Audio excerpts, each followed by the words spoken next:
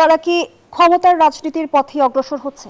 ক্ষমতার রাজনীতি না, ক্ষমতা পাওয়ার লোভের রাজনীতি বলেন। মানে এমপি হওয়াটা তার জীবনের লক্ষ্য। এনসিপি যদি এইবার এই কাজটা না করে এই ইমিডিয়েট শর্টকাট পথে ক্ষমতার অংশীদার হতে না চেয়ে তারা যদি দীর্ঘমেয়াদে রাজনীতিটা করতেন, ধরেন আপনি আরো 5 বছর পরে রাজনীতি, এখন আমরা রাজনীতিটা চালাবো, আমরা একটা নতুন ধারা রাজনীতি নিয়ে আসবো, যদি ওনারা এভাবে চিন্তা করতেন আমার কাছে মনে হয় সেটা অধিকতর ভালো হতো।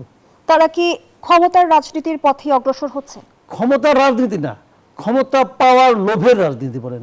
তারা ক্ষমতা পাবে না, জামাতের সঙ্গে গেলেও যে তারা খুব একটা অনেকগুলি আসন পেয়ে যাবে এটা আমি মনে করি না ভাই, এটাও আমি মনে করি না। তারা খুবই কম সংখ্যক আসন, 2-3টা পাইলে পাইতেও পারে, নাও পাইতে পারে।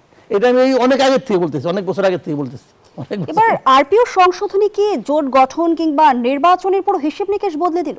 বদলে দিয়েছে। আরপিও সংশোধন করার কারণে সবাইকে নিজ নিজ প্রতীক নিয়ে নির্বাচন করতে হচ্ছে।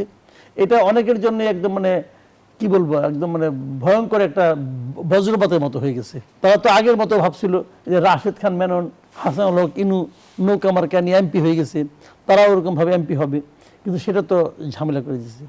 আমি বরং এই জিনিস আমি কিন্তু নিজে ব্যক্তিগতভাবে মানে নিজের মার্কা নিয়ে নির্বাচন করার ব্যাপারটাতে আমি সমর্থন করি।